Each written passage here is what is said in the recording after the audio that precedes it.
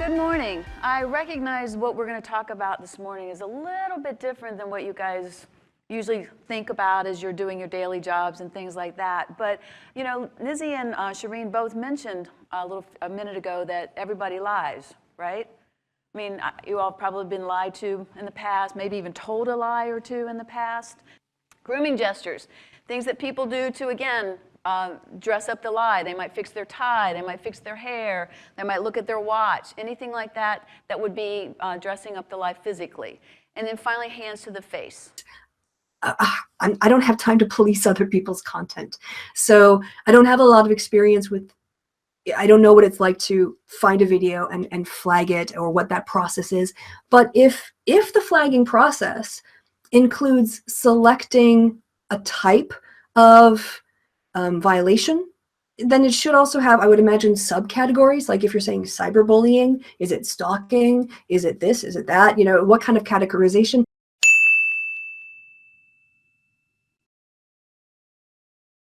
Liars avoid the use of I, me, and my. They use more negative words, don't, can't, won't. They use a lot of passive language and distancing language. I did not have sex with that woman, Miss Monica Lewinsky. So they use distancing language. I'm going to say this again.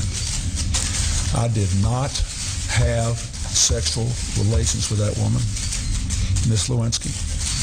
I never told anybody to lie, not a single time, never. These allegations are false, and I need to go back to work for the American people.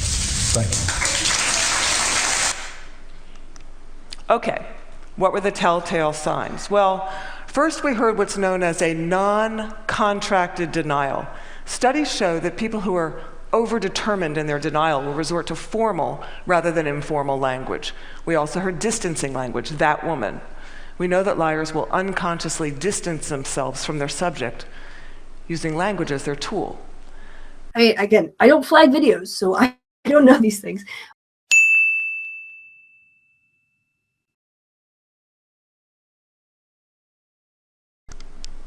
Now let's say you're having that exact same conversation with someone deceptive. That person may be withdrawn, look down. I'm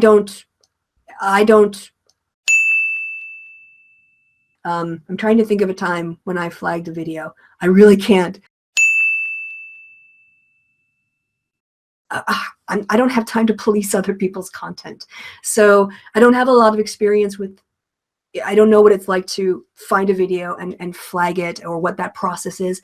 But if Lie catchers come in various shapes and forms. There's a couple on the top, traditional ones, and there's a spoon and some rice there. If you heat a spoon, and then I start to put Lisa under pressure by saying, this is a fabulous conference, isn't it? Yeah. I can tell whether Lisa is lying because if she's lying, all the moisture from her non-essential parts, which is your mouth, go to other parts of your body, and therefore your tongue will dry up. However, if you're telling the truth, the moisture will stay on your tongue. You don't need that, trust me. The moisture will stay on your tongue. And have you ever seen water in a frying pan? A hot frying pan. It sizzles, it'll create steam between the spoon and your tongue. It'll insulate your tongue, and there'll be no blisters on your tongue. So let's try that question again. Are you enjoying this conference? That is a traditional, old-fashioned. They used to do that, and it does work. There's some science behind it. It's risky if you're wrong. So if you are dry, because all the moisture's gone into your blood system, because if you're frightened, your blood goes to your legs and it takes all the moisture with it, and your mouth just dries up. Be really casual. I haven't done like an unscripted hangout in a really long time, and I should have gotten a glass of water before I started. We commit terrible crimes and we smile at the delight in getting away with it. Now that smile is known in the trade as duping delight. I know that it's not possible that this child could be mine because of the timing of events, so I know it's not possible. Happy to take a paternity test and would love to see it happen. Are you going to do that soon? Is there somebody that you can't? I'm only one side. I'm only one side of the test, but I'm happy to participate in one. and her very, very cool demeanor. And if you look closely, you'll see duping delight throughout this video. But at night, when I close my eyes, I can see KRISTI reaching her hand out to me while I'm driving, and the blood just keep coming out of her mouth. And that, maybe it'll fade too with time, but I don't think so. That haunts me the most.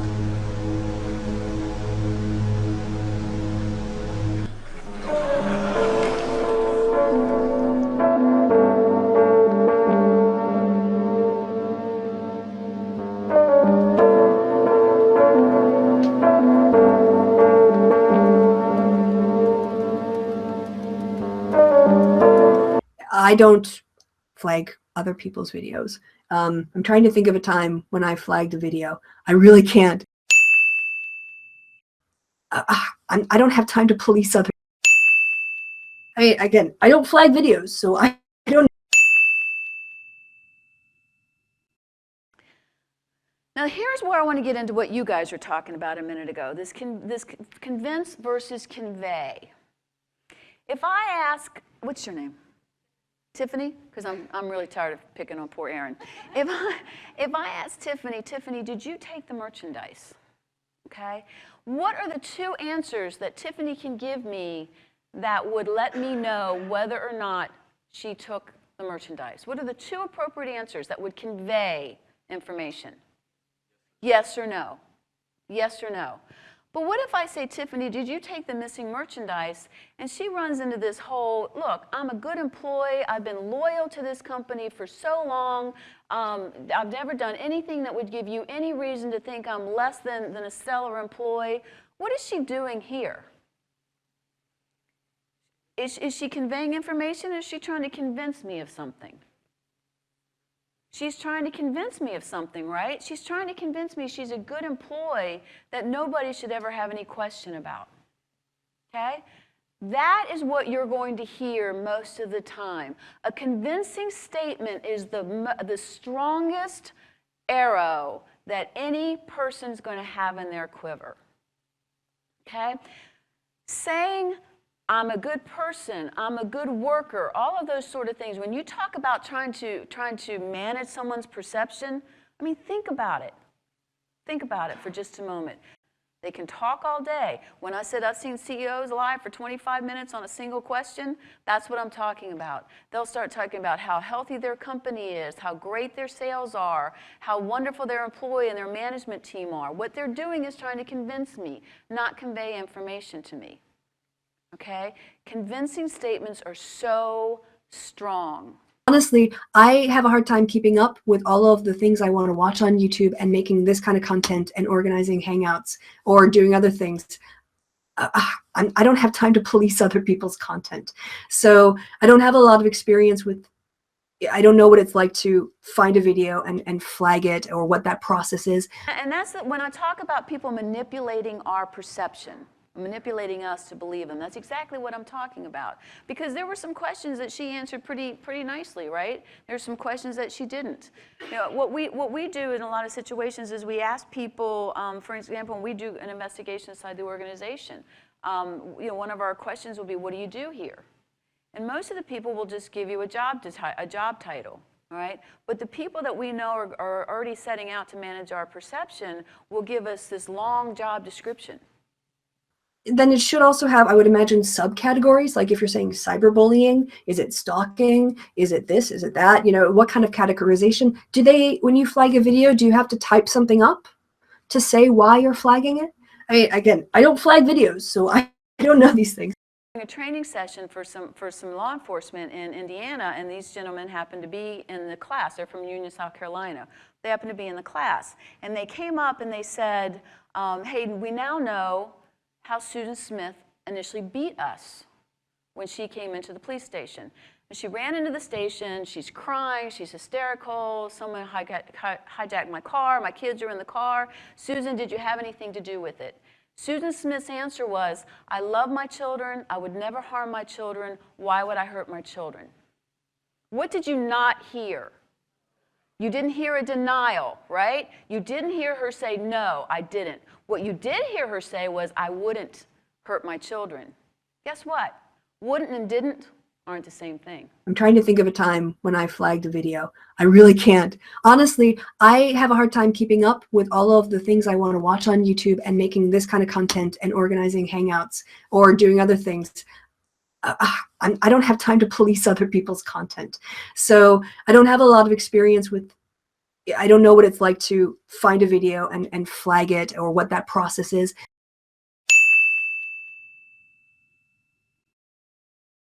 Okay, everyone, let's take a look at one of Winter's convincing statements. But if the flagging process includes selecting a type of violation, then it should also have, I would imagine, subcategories. Like if you're saying cyberbullying, is it stalking? Is it this? Is it that? You know, what kind of categorization? Do they, when you flag a video, do you have to type something up to say why you're flagging it?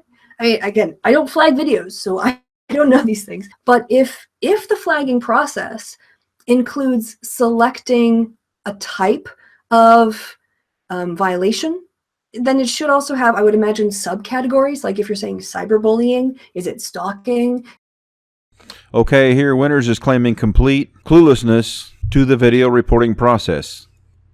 She said, quote, "Again, I don't flag videos, so I don't know these things." Okay, first, let's assess Winters' qualifications as a YouTuber.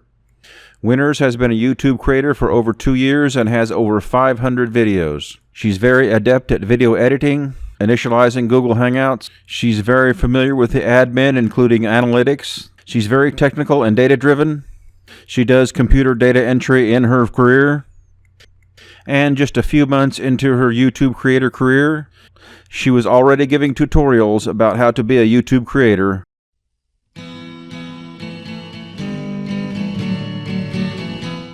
Hi, would you like to hear from somebody who started a YouTube channel all of the things that I wish I would have known before I started the YouTube channel? Well, if so, then stick around and I will tell you all about it. Then I want to discuss tips on research into filming and framing, lighting, and the actual recording parts of doing the YouTube video. Then in the next section, I want to discuss editing, my approach and tips for editing my software and my videos. And then I also want to talk a little bit about getting onto YouTube and interacting with a YouTube community or your YouTube audience. Got your information on your laptop and you bring it into your director suite, your editing suite.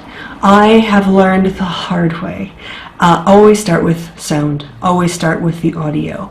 And now what I do in Power Director, they have 2 accompanying audio programs. One is Audio Director, the other one is Wave Editor. And I use Wave Editor and the noise reduction technique or effect. And the sound on the mic is really good, but you're still going to get some background. So what I end up doing is just washing it through the noise reduction at about, it goes from 0 to 100 scale, and I do it at like 7. So I don't really need that much noise reduction. If I do too much more, it sounds like I'm speaking from a submarine.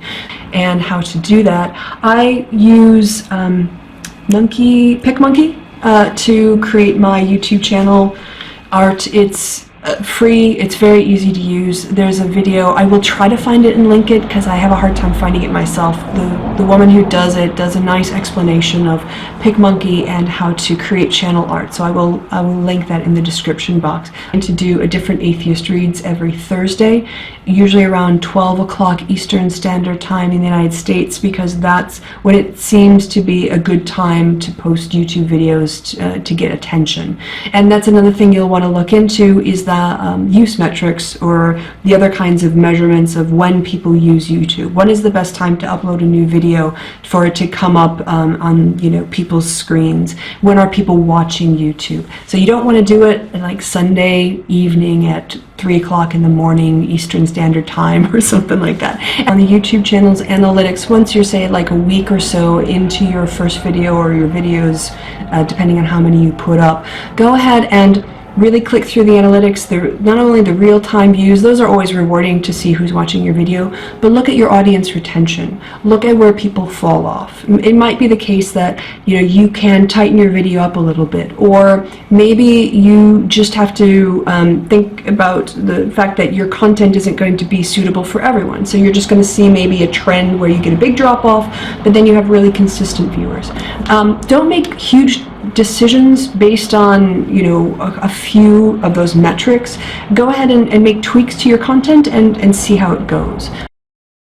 Okay, Winters did that tutorial over 2 years ago, so she has amassed 2 years of YouTuber experience since making that tutorial, and has amassed hundreds of videos experience since making that tutorial. Okay, with all that experience, let's listen again to her cluelessness as to the reporting process. So I don't have a lot of experience with, I don't know what it's like to find a video and flag it, or what that process is. But if the flagging process includes selecting a type of violation, then it should also have, I would imagine, subcategories. Like if you're saying cyberbullying, is it stalking? Okay, here we have Winters, who claims to be totally clueless about reporting harassment on YouTube, yet here on one of her videos where she's trying to trump up charges against Sargon, she has all the links and the information you need about reporting harassment on Twitter. The information and data-driven Winters seems to be very well versed at reporting harassment on Twitter, and yet she claims to be completely clueless about reporting harassment on YouTube. Okay, now let's see how easy it is to find out this information that Winters claims to be so clueless on. Now all you have to do is to go front and center on the page of every single video ever uploaded to YouTube. Click More, click Report, click on a category and get all the subcategories. And a quick 10 seconds later, and you have all the information that Winters claims to be so clueless on. But if the flagging process includes selecting a type of violation, then it should also have, I would imagine, subcategories. Like if you're saying cyberbullying, is it stalking? Is it this? Is it that? What kind of categorization? When you flag a video, do you have to type something up to say why you're flagging it? I mean, again, I don't flag videos, so I don't know these things. Perception qualifiers are a little different than exclusionary qualifiers. Perception qualifiers are the things that people say and do to dress up their lie, to verbally dress up their lie. Things like, well, to tell you the truth, honestly, frankly. I really can't. Honestly, I have a hard time keeping up with all of the things I want to watch on YouTube and making this kind of content and organizing Hangouts. I don't flag other people's videos. Now notice she says, I never flagged any videos. This is because it's 100% proven here that she did flag me for bullying and harassment on Patreon. All right? You got a problem. You got a problem. All right? Attacking a third party.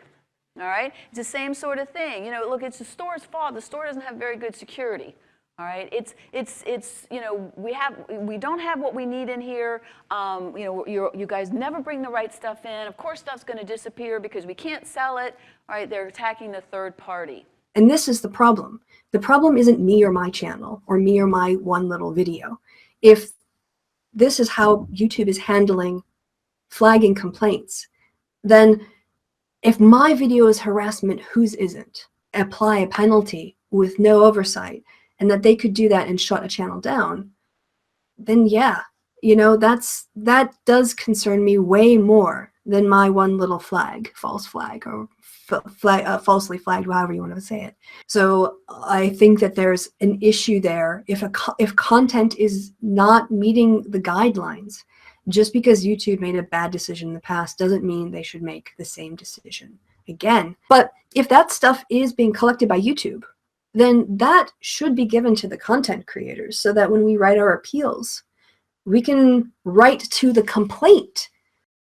So there you have it, folks. KRISTI Winters, proven liar, proven doxer, and proven multiple occasion false flagger. I've had multiple false flag attacks from KRISTI Winters. I'll leave a link in the description of my video that does prove that. And for those of you coming to Winters' defense, saying, oh, I don't agree with her, but I'll protect her right for free speech, you guys don't get it. This is not KRISTI Winters, radical feminist, being false flagged. This is KRISTI Winters, the serial false flagger, being false flagged. So when she gets false flagged, everyone should sit back, watch her take her licks, and hope she learns her lesson from the karma that's being delivered to her. And maybe she'll change her conniving ways and quit being such a dumb, conniving feminist hag